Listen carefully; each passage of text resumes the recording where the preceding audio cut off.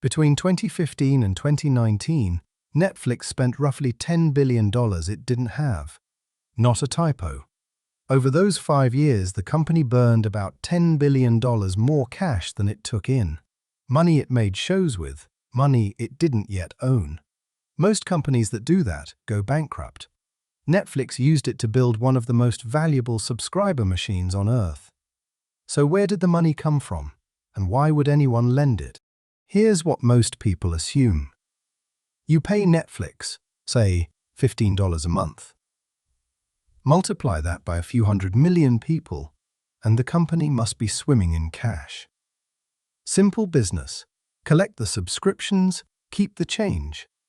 For most of the last decade, that picture was completely wrong. Netflix was profitable, on paper, and hemorrhaging cash, in real life, on purpose. To understand why, you have to look at the single biggest number in the content bill. Every year, Netflix spends around $18 billion making and licensing shows and films. $18 billion. That's more than the entire annual revenue of most companies you've heard of, spent on one line item. And here's the trap in that number. When Netflix greenlights a big series, it pays for it now. The writers, the cast, the crew, years before a single new subscriber signs up because of it. The cash goes out the door long before the show earns it back. So the more ambitious Netflix got, the deeper the hole it dug, deliberately. So how do you spend billions you don't have? You borrow it. Through the back half of the 2010s, Netflix went to the bond market again and again, raising money at low interest rates and pouring it straight into content. Its total debt climbed to nearly $18.5 billion by 2020. This is the part that made investors nervous. Netflix wasn't borrowing to survive a bad year.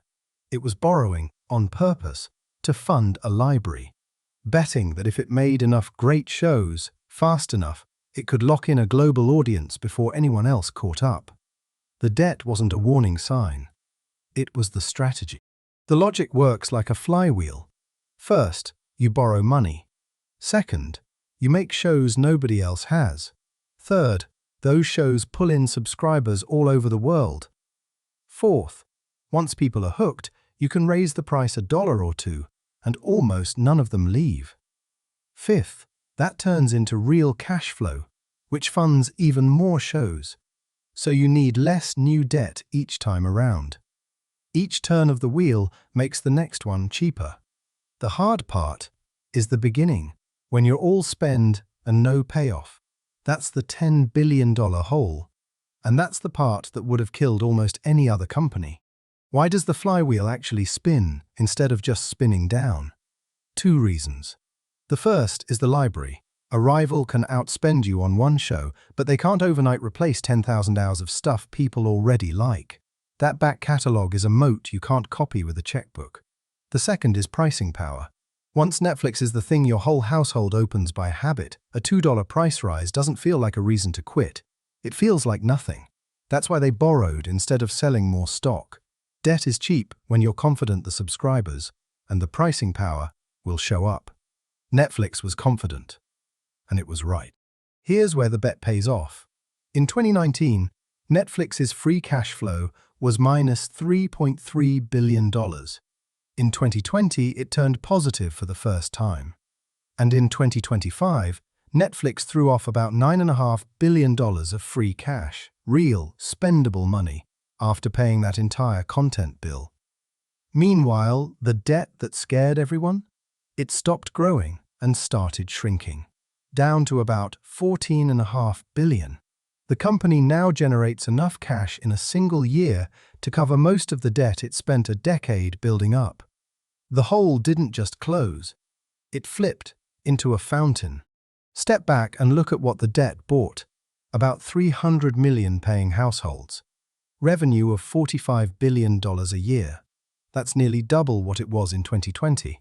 Net profit of $11 billion. And the content library on the books is worth around $33 billion all by itself. All of it seeded by money Netflix didn't have yet. Spent years before the subscribers who'd eventually pay for it ever clicked Start Free Trial. So the lesson isn't borrow $10 billion. Almost every company that tries this does go under. The graveyard of streaming is full of them. The lesson is about timing. Netflix spent money it didn't have on assets that pay back slowly because it was betting on a flywheel it could see and its rivals couldn't. The debt was never the story. It was the fuel. The open question now, with the hole closed and the cash flowing, does Netflix keep betting big? Or does it start acting like the comfortable giant it swore it never would? If you want the next one of these, the subscribe button costs you nothing. No debt required.